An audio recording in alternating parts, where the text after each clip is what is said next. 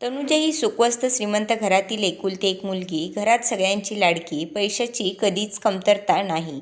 उलट अनेक मार्गाने घरात पैसे येत असल्यामुळे तिच्या खर्चावर कोणीही प्रश्न विचारत नसे. कॉलेजला जाण्यासाठी गाडी असून सुद्धा तिला गाडीतून जाणं अजिबात आवडत नसे. इतर मुली स्कूटीने यायच्या, पण तनुजा मात्र थेट बुलेटवरून कॉलेजला यायची.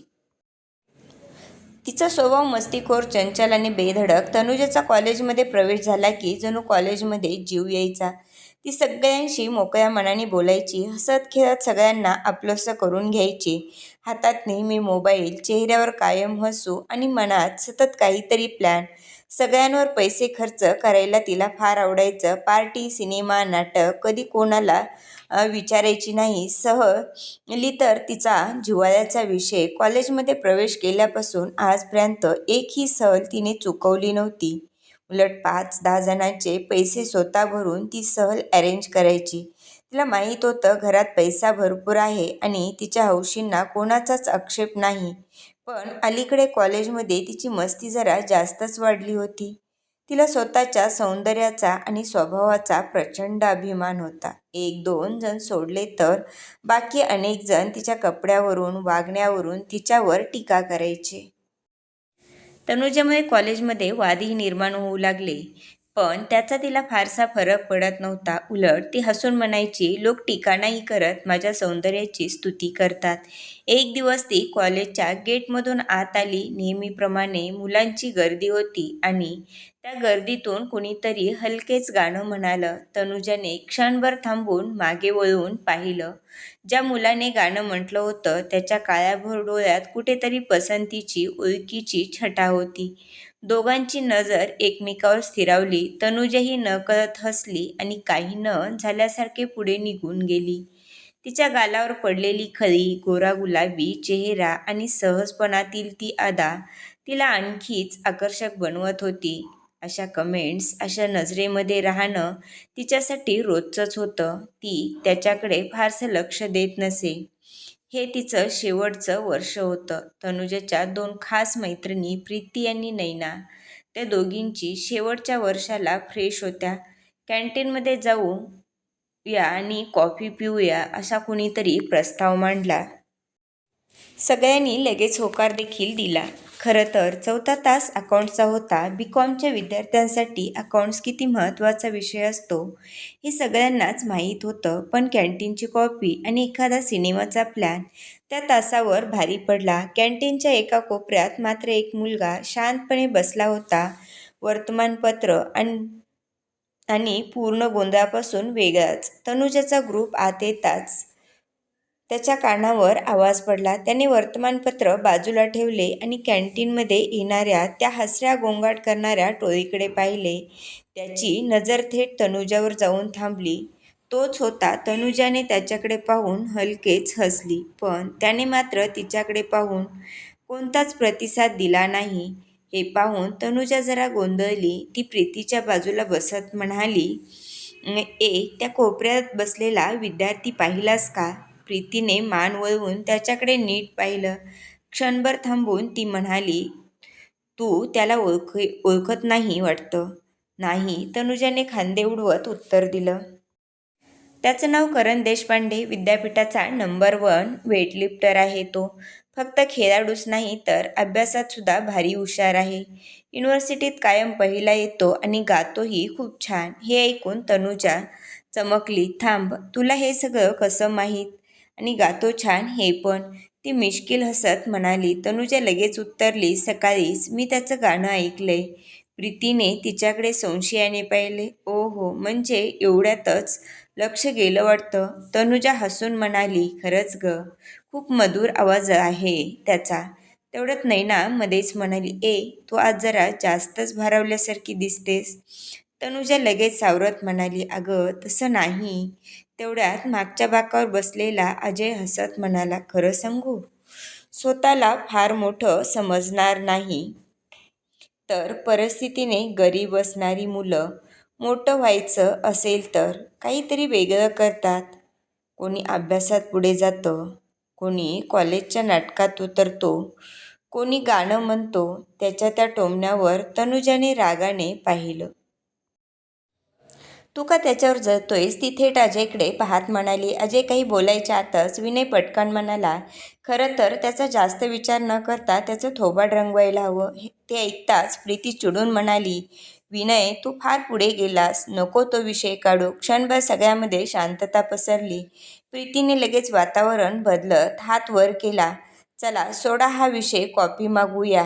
आपला कॅन्टीनशी सध्या एकच संबंध आहे, कॉफी. सगळे हसले, पण त्या हसण्यातील तनुजाचं लक्ष मात्र पुन्हा एकदा नकळत त्या कोपऱ्यात बसलेल्या करणकडे गेलं. तो अजूनही शांत होता, डोळ्यासमोर वर्तमानपत्र ठेवलेलं. जणू या सगळ्या गोंधळाशी त्याचा काही संबंध नाही. आणि तिलाच पहिल्यांदाच जाणवलं, इतक्या लोकांच्या गर्दीतही एखादी व्यक्ती इतकी वेगळी, इतकी अलिप्त असू शकते, हे तिनं आज पहिल्यांदाच अनुभवलं होतं.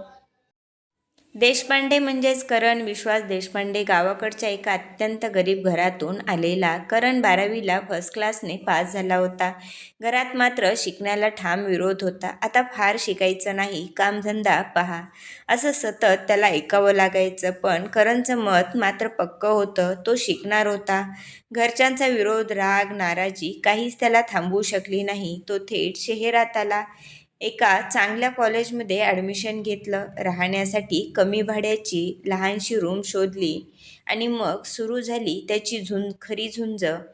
शहरात काम शोधायला तो रोज फिरू लागला. त्याची चिकाटी, नीटनेटके बोलणे आणि प्रामाणिकपणा पाहून 1-2 व्यापाऱ्यांनी त्याला लिहिण्याचं हिशोबाचं काम दिलं. कारण ते काम मनापासून करायचा. सकाळी कॉलेज आणि दुपारी 2 ठिकाणी काम. आपलं कॉलेजचा खर्च, राहण्याचं भाडं, पुस्तकाचा खर्च सगळं तो स्वतः कमवून भागवत होता. इतर मुलांसारखी दंगामस्ती, पार्टी, भटकंती या सगळ्यापासून तो मुद्दाम दूर राहायचा. त्याचं लक्ष फक्त 2 गोष्टीवर असायचं, काम आणि अभ्यास. त्याचं एक ध्येय होतं, क्लास 1 अधिकारी बनायचं. त्या स्वप्नापुढे बाकी सगळ्या गोष्टी त्याच्यासाठी दुय्यम होत्या. कॅन्टीनमध्ये बसलेला तो शांत, अलिप्त करण तनुजाच्या ग्रुपच्या अगदी उलट होता. तिकडे गोंधळ, हाशा, मोठ्या आवाजात बोलणं आणि बापाच्या पैशांची उधळपट्टी. ते सगळं पाहून करण तिथे जास्त वेळ थांबला नाही. तो उठून निघून गेला. पण तनुजाचं लक्ष मात्र त्याच्यावरून हटत नव्हतं. हे अजयने हेरलं होतं. अजय हा तनुजाच्या मामाचा मुलगा होता. लहानपणापासून घरात सगळ्यांना वाटायचं, अजयचं लग्न तनुजाशी करून द्यावं. अजयच्या वडिलांची तर तीच ठाम इच्छा होती. पण तनुजासाठी अजय म्हणजे फक्त भाऊ. ती कधीच त्याच्याकडे त्या नजरेने पाहत नव्हती. तिचं करणकडे पाहणं अजयला अजिबात सहन होत नव्हतं. म्हणूनच त्याने एक वेगळाच डाव खेळायला सुरुवात केली. तो रोज नकळत तनुजाच्या कानावर करणबद्दल वेगवेगळ्या गोष्टी टाकू लागला. कधी म्हणायचा तो फार गर्विष्ठ आहे, कधी खूप चालाक वाटतो, कधी अशी मुलं पुढे जाऊन बदलतात. पण तरीही तनुजाने त्याच्या बोलण्याकडे फारसं लक्ष दिलं नाही.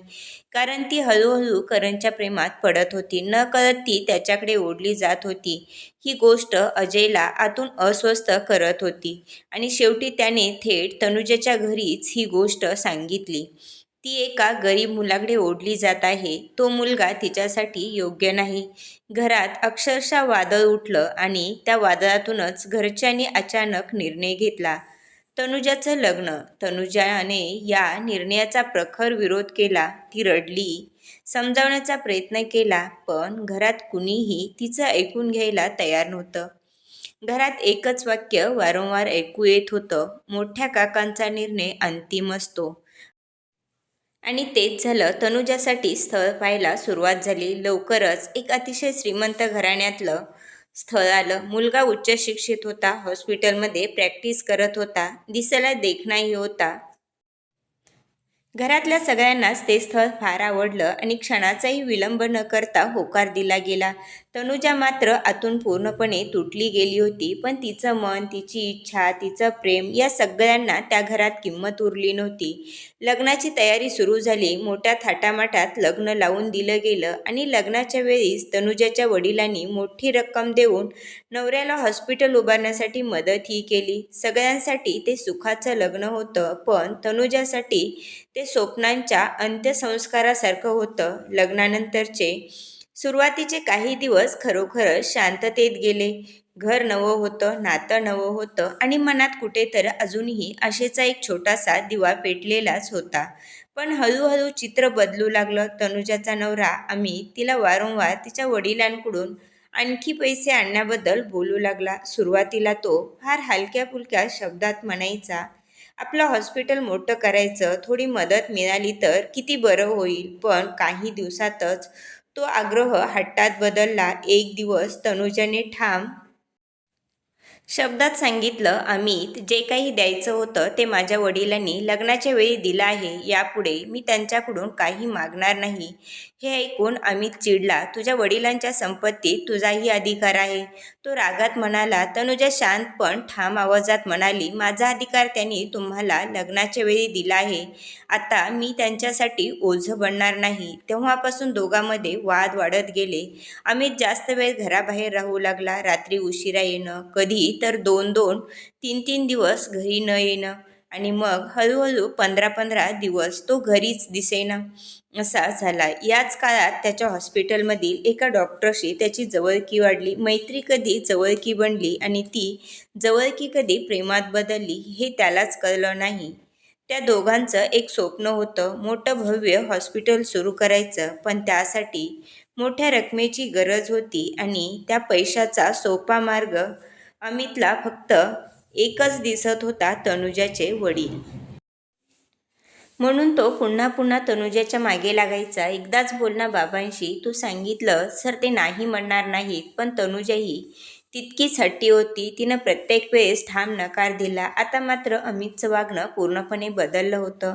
तो घरी यायचं टाळू लागला. यामुळे तनुजाच्या मनात शंका निर्माण होऊ लागली. ती अस्वस्थ झाली. शेवटी तिने स्वतःच अमितबद्दल माहिती काढायला सुरुवात केली आणि तेव्हाच तिला सत्य कळलं.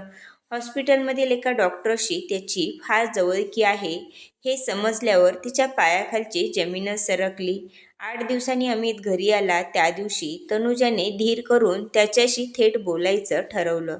तुझं त्या डॉक्टरशी नेमकं काय नातं आहे? तिने सरळ विचारलं. अमित क्षणभर गडबडला. मग विषय टाळत म्हणाला, अगं काही नाही, ती फक्त माझी मैत्रीण आहे. आणि एवढंच बोलून तो थेट बाथरूममध्ये निघून गेला. पण तनुजाच्या मनात मात्र त्या क्षणी वादळ उठलं होतं. कारण तिला फक्त संशय नव्हता, तिला त्यांचा प्लॅन कळाला होता. तनुजाच्या वडिलांकडून पैसे घेऊन ते दोघे मिळून मोठं हॉस्पिटल काढणार होते आणि त्यानंतर तनुजाच्या चारित्र्यावर संशय घेऊन तिला घटस्फोट देणार होते. हा विचार तिच्या अंगावर काटे आणणारा होता. थोड्या वेळाने अमित फ्रेश होऊन बाहेर आला. नेहमीसारखाच थंडपणे, पैशाबद्दल विचार कर ना, शेवटचं सांगतोय, तो म्हणाला. तनुजाने त्याच्याकडे थेट पाहिलं. डोळ्यात पाणी होतं पण आवाज ठाम होता. नाही अमित, मी माझ्या वडिलांकडून 1 रुपयाही मागणार नाही. एवढंच. त्या एका वाक्यावर अमितचा चेहरा बदलला. तो काहीही न बोलता आल्यापावली परत घराबाहेर निघून गेला आणि त्या बंद झालेल्या दाराकडे पाहत उभी असलेली तनुजा आज पहिल्यांदाच पूर्णपणे समजून गेली होती. हे लग्न आता केवळ नातं राहिलेलं नव्हतं, ते एक सौदा बनत चाललं होतं. मार्केटमध्ये अचानक समोर येणारा तो चेहरा पाहून तनुजा क्षणभर थबकलीच. कारण क्षणभर तिला स्वतःच्या डोळ्यावर विश्वास बसला नाही. तोही तिला पाहून थोडासा अडखळला आणि मग नकळत त्याच्या ओठावर हलकीशी स्माईल उमटली. तनुजानेही त्याच्याकडे पाहून एक सौम्य, शांत स्माईल दिली. दोघेही काही सेकंद फक्त एकमेकाकडे पाहत उभे होते. कशी आहेस तनुजा? करणनेच आधी आवाज दिला. ठीक आहे, तू कसा आहेस? तिचा आवाज जरा दबलेला होता. मी ठीक आहे. इतकी साधी वाक्य, पण त्या 2 वाक्यामध्ये कितीतरी न बोललेल्या भावना दडलेल्या होत्या. तेवढ्यात करण म्हणाला, इथेच जवळ कॉफी शॉप आहे, तुला हरकत नसेल तर आपण एक कॉफी घेऊया का? क्षणभर तनुजा गोंधळली पण लगेच स्वतःला सावरत म्हणाली, हो चालेल. दोघेही त्या जवळच्या कॉफी शॉपमध्ये गेले. खिडकीजवळची एक छोटीशी टेबल समोरासमोर बसल्यावर थोडासा संकोच पसरला. सुरुवातीला इकडच्या तिकडच्या साध्याच गप्पा सुरू झाल्या. नोकरी कशी चालली आहे? तनुजाने विचारलं. ठीक आहे. अजूनही काम आणि अभ्यास दोन्ही सुरूच आहेत. करण हसत म्हणाला. आणि तुझं? तो थोडं थांबून म्हणाला. तनुजा क्षणभर गप्प झाली. कॉफीचा कप हातात धरून ती खिडकीबाहेर पाहू लागली. लग्न झालं, तिनं अगदी हळू आवाजात उत्तर दिलं. करण थोडासा स्तब्ध झाला. त्याच्या चेहऱ्यावर कुठलाही प्रश्न नव्हता, फक्त शांतता होती. हो, माहीत आहे, तो म्हणाला. कॉलेजमध्ये सगळ्यांना कळलं होतं. पुन्हा थोडा वेळ शांतता. मग करणनेच विषय बदलला. तू आनंदी आहेस का? हा प्रश्न मात्र थेट तिच्या मनावर जाऊन बसला. क्षणभर तिचा श्वास अडखळला. ती हसण्याचा प्रयत्न करत म्हणाली, हो, म्हणजे ठीक आहे, पण तसं हसू खोटं आहे. हे करणला लगेच कळलं. तो काही बोलला नाही, फक्त इतकंच म्हणाला, ठीक आहे. एवढंच पुरेसं असतं कधी कधी. थोडा वेळ गेल्यावर तोच पुन्हा म्हणाला, मी अजूनही तयारी करतोय क्लास 1साठी. हे ऐकून तनुजाच्या चेहऱ्यावर खरं हसू उमटलं. मला माहीत होतं तू नक्की करशील. करण थोडा लाजत म्हणाला, तुझा विश्वास अजूनही तसाच आहे वाटतं. ती मान हलवून म्हणाली, हो. त्या एका शब्दात पूर्वीची ओळख, कॉलेजचं कॅन्टीन आणि पहिली नजरेत निर्माण झालेली शांत ओढ, सगळं काही सामावलेलं होतं. कॉफी संपली. दोघे उठले. बाहेर येताना करण थोडा थांबला. तनुजा, तो हळूच म्हणाला. ती थांबली. कधी मन भरून आलं तर स्वतःला एकटं समजू नकोस. तो एवढंच म्हणाला. ना सल्ला, ना सहानुभूती, ना प्रश्न, फक्त एक माणूस म्हणून दिलेली छोटीशी साथ. तनुजाच्या डोळ्यात पाणी तरळलं. ती फक्त इतकंच म्हणाली, थँक्यू करण. तो हलकेच हसला आणि विरुद्ध दिशेने निघून गेला. पण आज पहिल्यांदाच तनुजाला वाटलं, तिच्या आयुष्यात सगळे दरवाजे बंद झाले नाहीत. कुठेतरी अजून एक खिडकी उघडी आहे. कॉफी शॉपमधून परतल्यावर तिला मनातून थोडंसं हलकं, थोडंसं फ्रेश वाटत होतं. तेवढ्यात दारावरची बेल वाजली. दार उघडलं आणि अमित आत आला. क्षणात तिची तंद्री तुटली. तनुजाने फक्त एक नजर त्याच्यावर टाकली आणि काहीच न बोलता सोफ्यावर बसून राहिली. कारण तिला माहीत होतं, तो फक्त एका कारणासाठीच येतो, पैसे. अमित नोकरला हाक मारून म्हणाला, आणायला सांगितलं. तनुजा मात्र जागेवरून हलली नाही, त्याच्याशी बोलली नाही. तो फ्रेश होऊन आला आणि सोफ्यावर बसला. थोडा वेळ गेला. मग त्याने थेट विचारलं, बोललीस का तुझ्या बाबांशी? तनुजाने शांतपणे उत्तर दिलं, मी तुला आधीच सांगितलं ना, मी ना त्यांच्याकडे पैसे मागणार आहे ना घेणार आहे. अमितचा सूर चढला. एवढी संपत्ती आहे त्यांच्याजवळ, थोडे पैसे दिले तर काय फरक पडतो? तनुजा थोडी ताठ झाली. जे दिलं ते आधी कुठं ठेवलंस? तिचा आवाज थंड होता. तुला बायकोला नीट सांभाळता येत नसेल तर लग्न केलंस कशासाठी? अमितने तिच्याकडे पाहिले. चेहऱ्यावर कसलेच भाव नव्हते. तुला जर मला सांभाळायचं नसेल तर उद्यापासून मी काम शोधते, ती उपरोधाने म्हणाली. हलकसं हसली. माझ्या प्रश्नाचं उत्तर नाहीये ते अमित. अमित चिडून म्हणाला, मग जर तुला पैसे मागायचे नसतील तर तू मला घटस्फोट दे. तनुजाने त्याच्याकडे थेट पाहिलं आणि शांतपणे म्हणाली, ना मी तुला घटस्फोट देणार ना पैसे मागणार. तेवढ्यात मात्र अमितचा संयम सुटला. त्याने रागात हात उचलला, पण तनुजाने त्याचा हात हवेतच पकडला. डोळ्यात कठोरपणा होता. हे धाडस पुन्हा करू नकोस, ती ठामपणे म्हणाली आणि त्याचा हात झटकला. अमितने काहीही न बोलता संतापात घराबाहेर निघून गेला. दार जोरात आपटून बंद झालं. तनुजा काही क्षण त्याच्या पाठमोऱ्या आकृतीकडे पाहत उभी राहिली आणि मग हळूच बेडवर जाऊन आडवी झाली. डोळे मिटले, पण मन शांत होईना. थोड्या वेळाने रामूकाका, म्हणजेच घरचे जुने नोकर, तिला जेवणासाठी बोलवायला आले. बाईसाहेब, जेवण तयार आहे. तनुजाने स्वतःला सावरलं. चला काका. खाली गेल्यावर ती म्हणाली, काका, मी एकटीच जेवणार आहे, तुम्हीही बसा माझ्याबरोबर. नाही बाईसाहेब. काका, बसा म्हटलं ना. रामूकाकांचा नाईलाज झाला.